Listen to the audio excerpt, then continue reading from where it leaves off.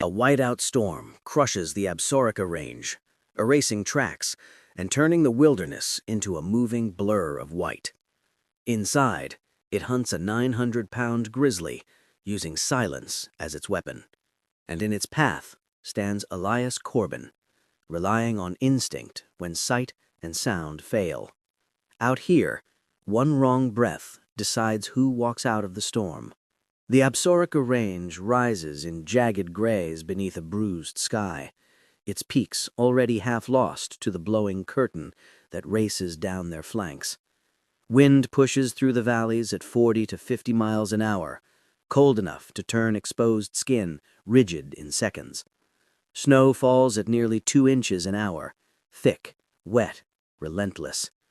It piles in miniature ridges against fallen logs and sweeps sideways off the open meadows in pale, shifting veils. Nothing in this landscape stays still. Nothing holds shape for long. Elias braces himself against the gusts as he moves through the timberline. 32 years old, Missouri-born, lean from seasons spent crossing the Rockies, he is built like a man used to long marches and harder nights. His pack sits high between his shoulders. The haft of his hatchet taps softly against its leather loop. Beneath his coat, he feels the tightening cold around his ribs each time he inhales. He has worked these mountains for 3 winters, but even experience cannot tame the volatility of the high country. Storms here travel faster than a rider, build heavier than a river, and erase tracks, human or animal, in minutes. Modern minds imagine forecasts, radar sweeps, warnings delivered in convenient hours. The frontier offered none. Out here, visibility could drop to 30 feet in under 90 seconds. Routes vanished, landmarks disappeared. The line between safe ground and lethal ground was measured only by instinct, learned habits, and small signs read correctly at the correct moment. Elias had misjudged by perhaps an hour. Now the storm ran ahead of schedule, tightening its grip around every tree, every ridge, every breath. His intention had been simple: finish a 12-mile trap circuit before the weather fully collapsed. The first stretch had gone smoothly enough, just thin flurries sliding across the creek bottoms and a sky holding a dull pewter sheen. But near the third snare, he found the first sign that something was wrong. A set of tracks came out of the pines and crossed his route, heavy and deep, each print nearly 14 inches across. Snow had only just begun to cover the edges, which meant the animal had passed through within the last half hour. One look at the width, the claw marks, and the pronounced weight shift told him what he needed to know. A grizzly. A big one. Most bears den deeper into winter, retreating to dry chambers beneath roots or uplifted stone. But some did not. Hunger, competition, or territorial displacement kept them moving even in storms. Any bear abroad in weather like this lived in a state between instinct and desperation. And a bear of this size suggested something more troubling. This was not a wandering scavenger. This was a giant accustomed to dominance, confident enough to travel in conditions that could kill a man in minutes. Elias crouched, studying the stride length, roughly 4 feet, and the depth of each step. The snow compressed under immense weight. He rose again, scanning the timberline, watching how flakes twisted in the wind. He checked his remaining daylight, counting roughly 2 hours before the mountains swallowed the horizon in full darkness. The temperature had slipped from 18 degrees Fahrenheit to around 5 with wind chill, judging by the tightening metal of his traps and the stinging cold against his eyelids. Every number mattered. Every change meant something. The storm thickened. Shapes blurred. The ribs of distant deadfall dissolved into the pale brightness of blowing snow. Elias adjusted his course with deliberate care, leaning his back into the wind and using its direction as crude orientation. He moved from tree cluster to tree cluster, scanning the pale ground for interruptions in pattern. Snow formed tiny ripples downwind of obstacles. Following those ripples kept him oriented and reduced the risk of circling unknowingly. And where the air thinned in color, He knew it might hint at the faintest thermal silhouette, warm bodies warping flakes as they fell. For half a mile, the bear's prints paralleled his trap line. Sometimes they veered away, then returned. The stride widened briefly, then compressed. Elias recognized the language of movement. This was deliberate tracking, but not of him. The bear moved along a game trail that intersected the line of snares. That intersection could put predator and trapper within dangerously close proximity if timing aligned poorly. He paused beneath a spruce, feeling snow gather on his shoulders, and listened past the roar of wind. Nothing surfaced beyond the buffeting rush. He continued forward, counting his steps, maintaining a slow, controlled pace. The storm no longer fell as flakes, but as white shards of shifting air. The forest narrowed in around him and opened without warning, the landscape changing like a shuffled deck. Somewhere ahead lay the fourth trap, and beyond that, the southern loop of his circuit. He debated turning back, but the idea would only expose him to open country on the return. The timber, though choking with snow, offered a minimum of structure and protection. He pushed on. Then he saw it. The bear's prints no longer followed alongside his trail. They crossed it. Elias knelt again, brushing loose snow from the freshest mark. The edges were sharp. The heel impression still held its shape. These had been made minutes ago. He felt the wind shift, as if pulled in a new direction, a subby rotation carrying a different scent on its cold current. Snow whipped past him from an altered angle, swirling unpredictably. He stood perfectly still, the ache of cold beginning to creep into his gloves. A sound threaded through the storm. Not the groan of branches, not the distant roll of wind. Something lower, something heavier. It vibrated more than it rang. Elias turned his head slowly, reading the snow, reading the breach and pattern. He knew before he fully understood the shape forming ahead of him in the whiteout. The bear was no longer behind him. It was in front of him, and the storm was about to reveal how close it had come. As the wind surged and the storm thickened around him, Elias recalled a Crow winter rule that had stayed with him since his earliest days in these ranges. Storms erase truth. It meant that snow did not simply cover tracks, it rewrote them, bent them, obscured the story they once told. A man could walk a straight line and find his own footsteps swallowed in minutes. Directions blurred, certainty vanished. This memory pressed against him now as he turned to glance back over his shoulder. His own trail was fading, broken by gusts, and in some places gone altogether. He tightened the strap of his pack and moved toward a river bend he knew by feel more than sight. The wind funneled through the trees at a sharper angle, and the sound of shifting snow surrounded him. As he stepped closer to the bend, something new interrupted the surface of the white ground ahead. Broad depressions, crisp-edged despite falling flakes, cut across his own path. Fresh bear tracks, crossing his route. And the storm had not yet revealed what direction the animal had taken. Tracks and fresh powder are the frontier's early warning system, but when those tracks appear where no animal should be, the system breaks. In the blinding storm, Elias finds evidence that the grizzly has already circled him, and that it may be using the storm as cover. The storm had swollen into a moving, shapeless weight across the valley, filling hollows with 6 to 8 inches of new snow, while stripping the ridgelines nearly bare. Gusts swept the exposed slopes clean in seconds, leaving the ground mottled with exposed earth and fractured ice.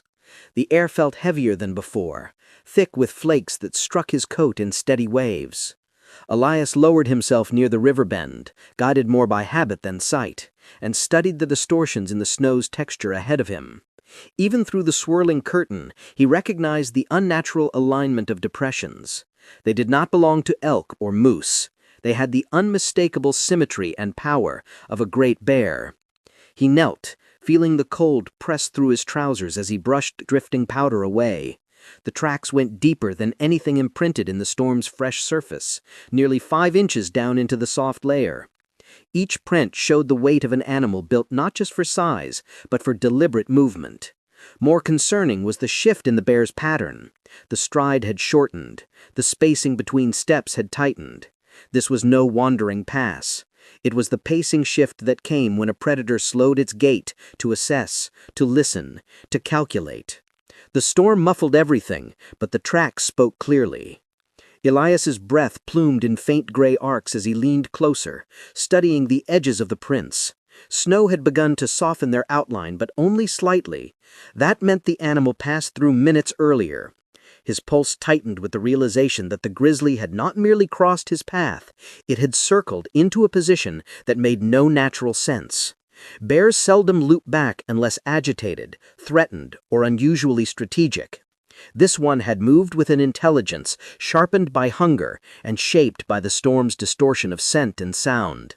Something in the animal's behavior signaled awareness beyond instinct, as though it sensed Elias's presence and began using the weather to its advantage. He drew a gloved hand along the nearest print, measuring the depth with practiced care. The first step in confirming the age of a track during a whiteout was to determine how much snow it held. A fresh print held loose flakes but not wind-packed accumulation. He felt for the temperature difference at the base of the print. Snow that had been compressed for longer than 10 minutes began to stiffen at the edges and darken with moisture. This track still released a faint upward coolness, which meant the grizzly had likely passed less than 5 minutes before he arrived. He followed the second step of his method, comparing the compaction beneath the powder. He pressed gently at the center of the track, feeling the resistance. A print that resisted evenly indicated a heavy step by an animal at full weight. A print that yielded inconsistently meant slipping or hurried movement. This one showed consistent firmness. The bear had not run. It had not stumbled. It had walked with full authority. The third step required reading the wind-backed snow. When gusts struck the surface, they pushed fine crystals into the upwind edge of a track, forming a slight lip. By studying the direction of that lip, Elias determined the grizzly had continued northeast along the narrowing saddle between the river and the tree wall. That direction led directly between him and the only shelter he possessed, his small camp tucked 3 miles uphill on a timbered bench. The bear, intentionally or not, had placed itself between Elias and safety. He rose slowly, letting his vision adjust to the storm's dimming brightness. Visibility had collapsed to roughly 40 feet, maybe less during heavier gusts. Beyond that veil, the world dissolved into shades of white and muted gray.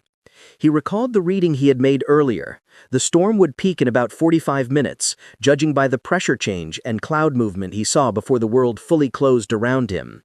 When the storm crested, visibility would drop to almost nothing, and the temperature could plunge further. If the bear held its position or moved erratically, Elias risked walking directly into its path without realizing it. A soft warning pulsed at the back of his mind. Never rely solely on visual tracks in a whiteout. Scent and sound distort. The old crow hunters had repeated this principle whenever snow thickened enough to hide landmarks. Whiteouts bent sound, making distant movements seem close or masking nearby dangers entirely. Cold, altered scent trails, breaking their normal patterns into short, unreliable bursts. The only dependable system during storms was a blend of reading terrain, interpreting wind, and maintaining a mental map of animal behavior. Tracks were only part of the story. He studied the land around him in widening arcs. The river curved sharply to his left, funneling anything traveling along its banks toward the narrow saddle. The ridge above him sloped inward, creating a natural corridor animals often used in harsh weather. Timber pockets to the east formed dense clusters of sheltering spruce and fir. Any creature seeking concealment could slip into those shadows in seconds. This terrain created a system of movement that shaped every decision he made. The bear understood that system too. Whether consciously or through instinct, refined by years in these mountains, it had followed a path that gave it control of the high ground and command of the choke point between Elias and his camp. Snow continued to fall in heavy, endless waves as Elias knelt once more to trace the track line. Powder spilled into each depression as quickly as he cleared it away. The storm was swallowing the signs faster than he could interpret them. Details blurred. Borders softened. The story written in the snow was disappearing as he read it, each passing minute rewriting the landscape into something unfamiliar and treacherous. He straightened and scanned the ridge again. Every rock looked like another shadow. Every shadow resembled a shape that did not belong. He tightened his pack strap, steadied his breath, and prepared to move. 3 miles separated him from shelter, but distance meant little when the path between held an animal capable of using the storm itself as a tool. Then, above the muffled roar of wind, he caught a shift. Not a sound, an alteration of shape. A boulder ahead, half buried in snow, seemed to change its outline. It moved not because of the storm, but because something behind it flexed. A weight had shifted. A presence was there, hidden, waiting, and the storm had not yet revealed how close it stood. In frontier winters, nightfall is not a time but an event. Storms can collapse daylight into darkness long before the sun drops. As Elias watches a shape move through the blowing white, he realizes the storm is giving the bear every advantage and taking every one from him. Dusk arrived early, folding across the landscape with the slow weight of a curtain being drawn over a stage. The sun had not yet touched the horizon, but the storm pressed its shadow down with such force that the mountains lost their depth. Shadow lines flattened until even the tallest spruces blended into the storm's pale wash. Elias felt the shift not only in what he could see, but in what he could no longer trust. Light, once an ally, was slipping away faster than he could calculate its loss. The storm was turning the world monochrome, shaping a false night more than 90 minutes ahead of schedule. Wind swept across the ridge in jerking rhythms, carrying snow that did not fall so much as drift sideways in dense, shifting sheets. Elias narrowed his eyes, focusing on a distortion that wavered between the trees. At first it resembled another boulder, one of the many scattered through the valley. But the outline thickened, lifted, and shifted with a presence too deliberate to belong to stone. The silhouette rose higher than any elk's shoulder line, broader than any moose. Wind rattled loose bark in irregular taps, creating a rhythm of false cues. Elias crouched low as he moved between angled trunks, shoulder grazing a pine rib polished smooth by past storms. He felt the ground's uneven firmness beneath each step. Some logs were solid, others hollowed by rot. A single misjudgment could drop him through thin timber and pin his leg. He knew better than to trust the surface. Snow disguised depth, shape, and stability. Every shift of his weight had to be deliberate. Somewhere behind him, the bear moved with unsettling consistency. Its pace had slowed, its direction angled instead of closing directly. Bears often advance in wide crescents when studying unknown movement, using terrain to screen their path. This one was reading the cover lines, using the storm to hide the subtle patterns of its approach. Elias pressed against the curved side of a downed trunk, pausing just long enough to listen. The storm's roar muted the world, but sound still traveled in fragments. He caught faint suggestion, snow disturbed by something heavy, a branch flexing then settling, the dull thud of compressed powder somewhere deeper in the maze. None of these sounds offered clarity, but each one added nuance to the map forming inside his mind. Sight meant little here. Hearing mattered more than anything he could see. He shifted toward a more stable section of the deadfall where 2 old pines had toppled in opposite directions, forming a crude arch. If he positioned himself carefully, the logs could funnel sound in such a way that gave him a directional advantage. He reached the arch and pressed his back against one of the trunks. Wood transmitted vibration better than air. By leaning against it, he could catch tremors that wind alone would not create. This formed the first step of sound-based orientation in a storm, using a fixed, solid structure behind him to amplify directional cues.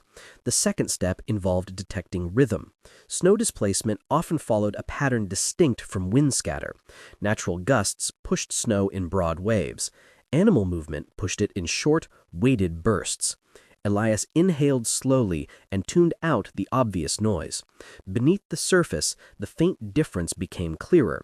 He felt, rather than heard, the soft cadence of something large shifting weight. The third step involved gauging size through vegetation response. Young saplings, 6 to 10 feet tall, flexed differently under the weight of drifting snow compared to the impact of movement. Snow loads bent them slowly. Animal pressure bent them faster, then released them with a subtle vibration as the trunk straightened. He scanned the lower periphery of his vision for such motion.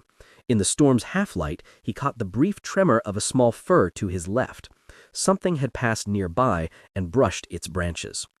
He took another careful step, mindful of the safety rule drilled into him by experience and the elders who taught him winter travel. Avoid stepping on hollow logs. Rotted wood could collapse into cavities, trapping a leg or snapping through like thin ice. Even a shallow entrapment could cost precious seconds. He tested each trunk before shifting weight onto it, feeling for give, listening for tonal differences. Solid wood rang cleanly when struck. Hollow wood released a dull, brittle echo. The maze deepened toward its center, where 3 trunks intersected at angles that created a slanted platform roughly 6 feet off the ground. Elias moved toward it. Elevation offered 2 advantages, a wider listening radius and a reduced chance of being blindsided from behind. He placed a boot onto the lowest incline, pressing gently to confirm stability, then climbed with controlled movements. Snow slid away under his weight, but the trunk held. From his new vantage, he could see only vague shapes, but he could read movement through the storm's distortion more effectively. Wind slackened unexpectedly, a dangerous gift. The absence of roar made every sound sharper. Silence in a storm was not peace, it was exposure. Without the masking rush, any disturbance, any shift, any breath from the bear would carry more clearly. Elias steadied his breath, making each inhale as quiet as possible. The world narrowed into a field of muted shapes and waiting stillness. He listened. A distant crack echoed softly, perhaps a branch breaking under snow. He waited for another cue. None came. His pulse matched the rhythm of the storm's deeper silence. Snow fell without sound, settling on his shoulders in delicate, persistent layers. The wind continued its brief retreat, granting him the clearest listening window he had been given in hours. He heard his own boots shift slightly on the slanted log, the faint crunch of packed snow underfoot. But then, beneath that familiar sound, another rhythm joined it. Steps, measured, heavy, controlled. One set matched his own pacing as he adjusted position, but the other moved independently, slow, deliberate, coming from below and slightly to the right, a pattern shaped by mass far greater than a man's. Each step carried weight that sunk into the snow with authority, sending faint tremors through the trunks. Elias froze, letting the storm's thin lull sharpen the separation between his movement and its movement. 2 patterns, 2 rhythms, one his, one not his. The bear had entered the deadfall maze, and its steps were closing from below, threaded through the silence like a warning carried ahead of the coming dark. In a whiteout, the world follows different rules. Sound bends, scent travels backward, visibility shatters into fragments. Outsmarting a predator here requires more than courage. It demands an understanding of storm physics that only hardened trappers ever learned. The storm closed tighter around the deadfall maze until it felt less like weather and more like a shifting wall that pressed against Elias from every side. Snow rose in sharp spirals, caught by sudden upward drafts that lifted flakes instead of letting them fall. That alone told him how violently the wind shears were mixing across the slope. Gusts struck the ground, ricocheted off the trunks, then twisted upward in thin, coiling threads. To anyone unfamiliar with mountain weather, the phenomenon looked chaotic, but Elias read the motion with the same precision he once used to read ripples on a Missouri river. The storm had changed the rules of direction. Upward snow meant an updraft somewhere close, and updrafts shifted scent lines unpredictably. He angled his body into the wind, letting it run across his coat. The temperature had slipped again, dropping close to 3 degrees below zero. The cold bit harder at his fingers, despite the gloves, and his breath escaped in faint, jagged bursts that vanished almost instantly. He waited for the next gust to confirm the angles he needed. When it came, the wind struck from a slightly altered direction, a shift of around 15 degrees. Small to most, but in a whiteout, that shift could mean the difference between masking his scent or carrying it straight to the predator that stalked him through the maze. Elias stepped backward into a pocket of stillness created by a double stack of fallen trunks. Here the wind pooled and slowed, forming a sheltered lee. The moment he slipped into that pocket, his scent stream folded behind him instead of projecting forward. Downwind positioning granted him a brief advantage. It wasn't a guarantee, nothing in a storm was, but it bought him a moment to think. The bear hunted as much by nose and pressure changes as by sight. Elias kept his movements subtle and his scent masked by turbulent wind. He might redirect the animal long enough to escape the deadfall. He shaped a storm-based evasion plan the way experienced trappers built fires, methodically, with an understanding of each small variable. The first part relied on ridge geometry. This section of the slope curved inward, funneling wind in a way that bent scent streams downward. By staying close to the inner curve of the ridge, he could let the storm carry his scent away rather than ahead. He eased himself into that arc, allowing the storm's logic to work in his favor. The second part of his strategy depended on sound discipline. Fallen logs offered more than obstacles. They created pockets of muffled noise. When moving beside them, the storm's roar absorbed the sound of his boots. The lee sides were particularly effective, quiet zones where snow drifted softly and the ground absorbed shock instead of echoing it. He kept close to these lee sides, letting the storm do the work of hiding him. The bear, heavier and less subtle, would struggle to move with such silence. The third piece of the method required reducing his track signature.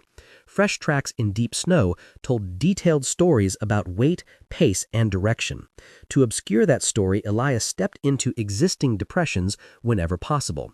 Holes left by past storms, animal prints partially filled with drift, or even shallow sink marks between logs.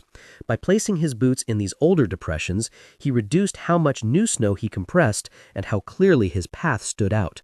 This technique worked best when snow had accumulated in thick layers, and tonight's storm had added more than 10 inches already.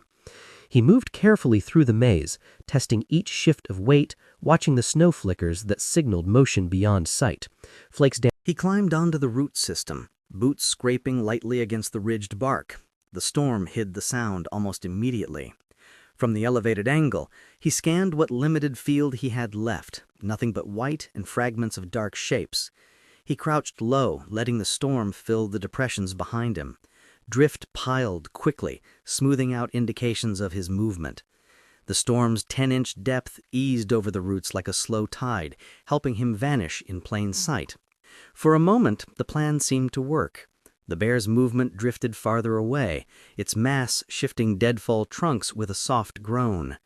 The rhythm receded, and Elias felt a small sliver of relief. The misdirection had confused the animal's path. The storm's angles worked in his favor, pulling scent away, bending sound, hiding him in turbulence. He let the moment stretch long enough to breathe deeply, letting cold air settle into his lungs. This brief quiet felt earned. It felt like the first advantage he had managed since the storm's arrival. But frontier knowledge warned him never to trust a single moment of calm. Storms changed their rules without warning, and predators learned more quickly than most people gave them credit for.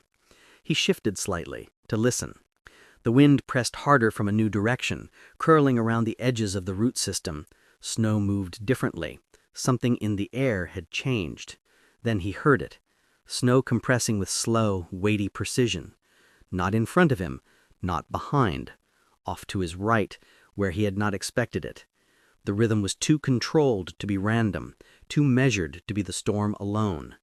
The Grizzly had circled again, and this time it stood somewhere between Elias and the maze's only exit. Shelter is more than a place to sleep. It's a machine built to control heat, scent, and visibility. As the Grizzly closes in, Elias uses one of the simplest yet most overlooked frontier shelters, built in minutes, to tip the hunt in his favor. The timberline near 7,000 feet rose in staggered clusters of spruce and lodgepole pine, each tree bent under the weight of accumulating snow. The slope beyond slanted sharply toward the valley, exposed enough that wind carved long scars of bare earth where gusts scoured the hillside. Elias moved across this incline with urgency sharpened by instinct. He could not stay in the deadfall maze. The bear had circled twice already, and the storm made every sound deceptive. He needed structure, something predictable, something he could shape into defense. A granite outcrop jutted from the slope ahead, rough-edged and broad enough to create a wind shadow on its leeward side. Snow swirled in chaotic eddies across the open ground, but behind the stone, the air calmed into a pocket of relative stillness. Elias slipped behind it, letting his breath settle as the world softened. This small refuge gave him a rare chance to regain control. A storm shelter here could mask his scent, hide his outline, and buy him time to read the bear's movement. The idea formed instantly. Frontier shelters did not need beauty or comfort, they needed speed and function. He began with boughs from a nearby spruce. Cutting quickly without wasting motion, he layered them into a ground mat 3 to 4 inches thick. This first step mattered more than most realized. Snow sucked warmth from a body faster than cold air did.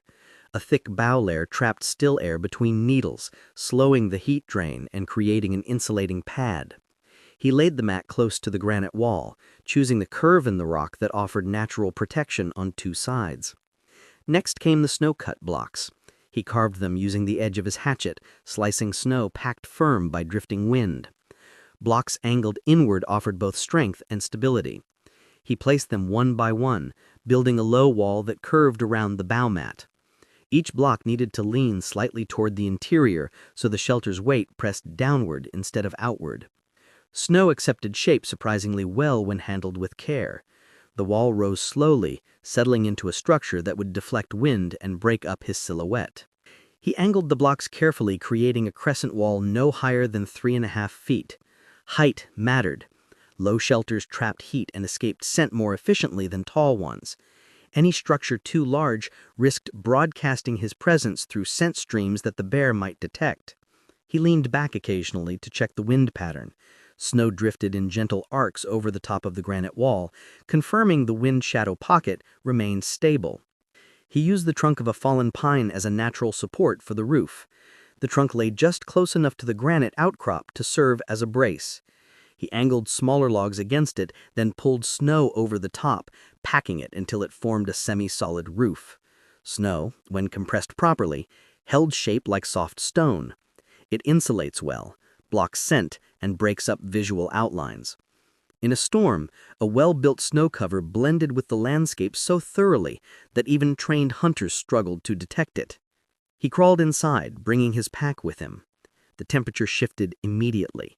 Shelters like this could hold warmth 10 degrees higher than the outside air, thanks to trapped body heat and the insulating qualities of snow.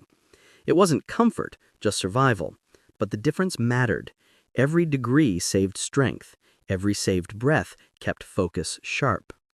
Inside the cramped space, he reminded himself of the safety rule he had followed since his earliest days learning winter travel.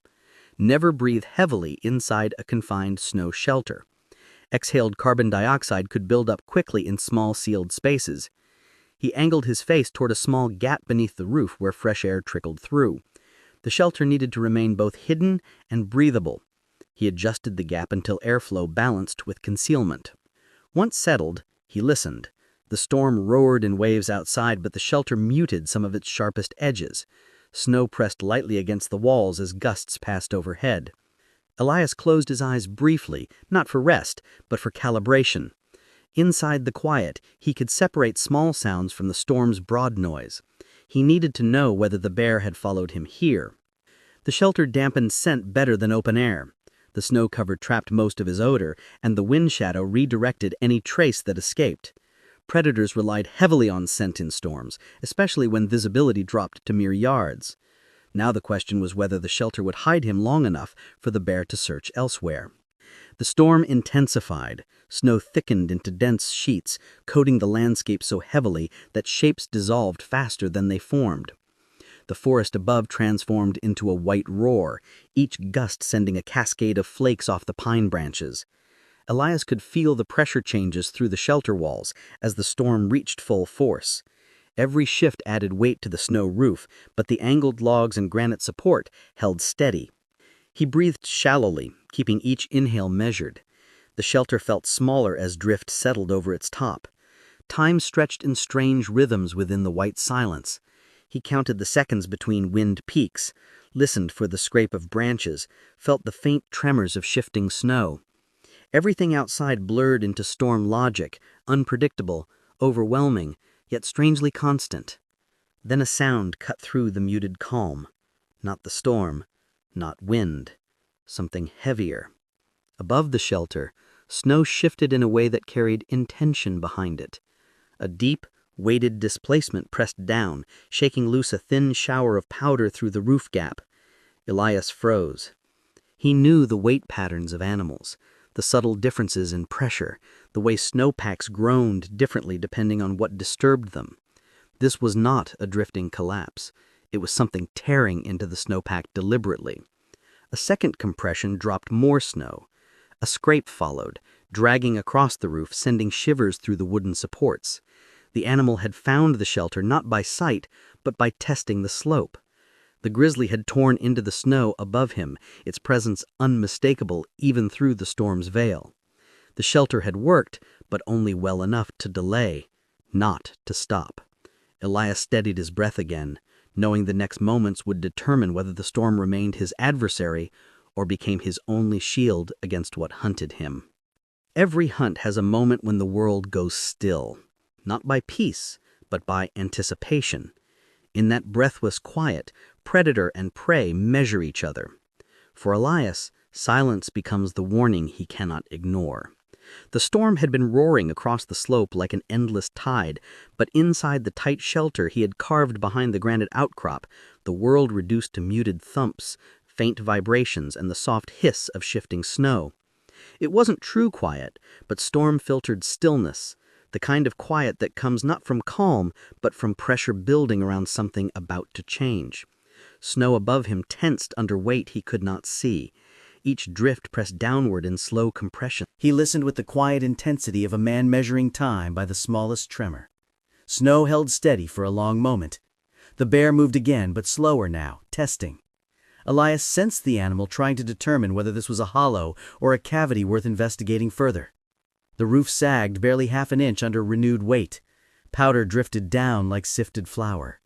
He tightened his grip, not to fire, but to be ready if the shelter failed. The storm's silence pressed around him like the inside of a held breath. Every muscle in his body stayed centered, careful not to brush against the fragile construction. Outside, the wind paused again, so complete in its stillness that even the smallest movement echoed through the snow.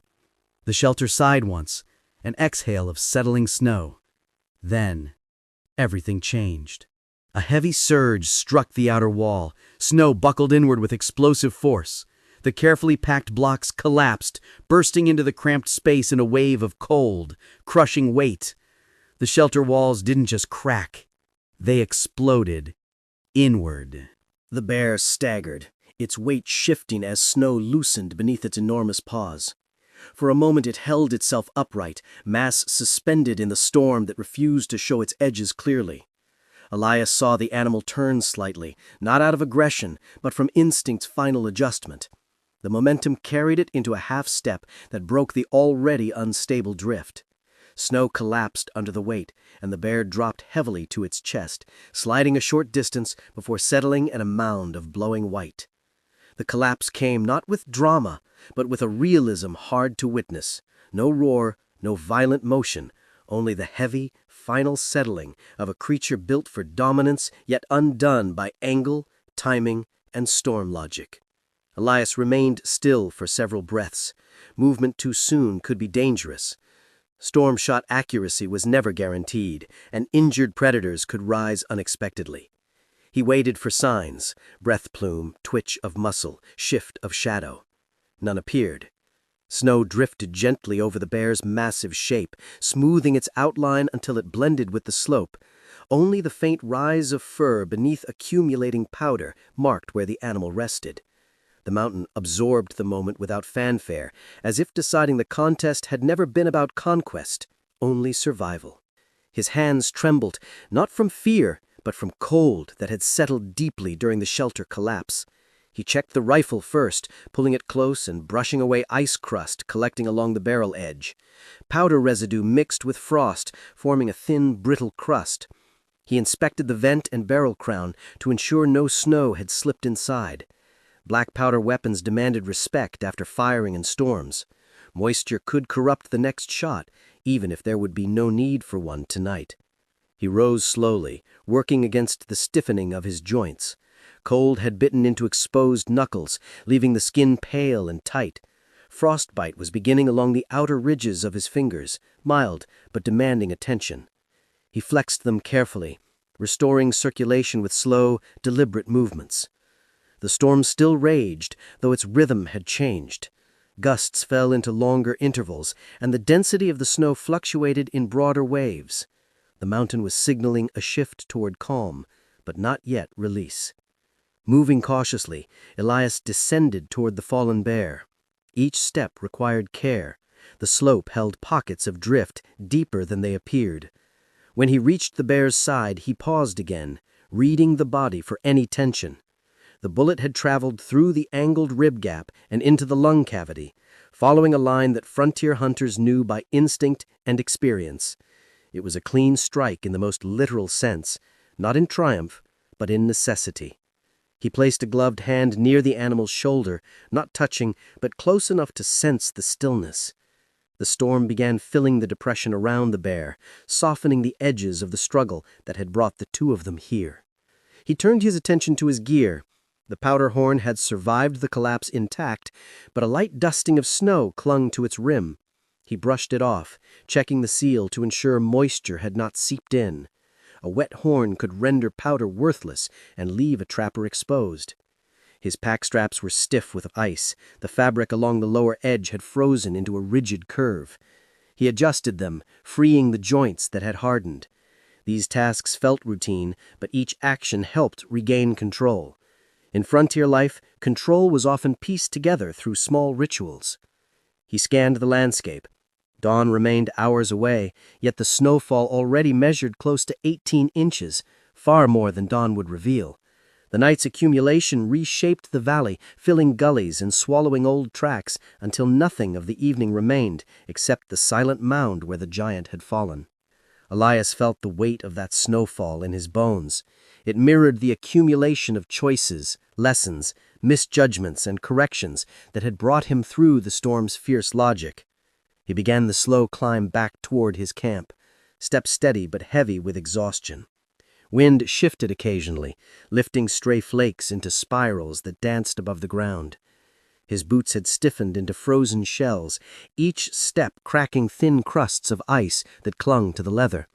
The rifle, slung across his shoulder, carried a glaze of frost along the barrel that caught what little light filtered through the storm. These signs were familiar markers of survival, gear that bore the mountain signature, clothing that remembered every gust and drift. As he climbed, his thoughts returned to the principles that shaped his frontier education. Storms were teachers, offering lessons through hardship rather than instruction. The first doctrine that surfaced in his mind felt as old as the land around him. Never trust tracks in storms.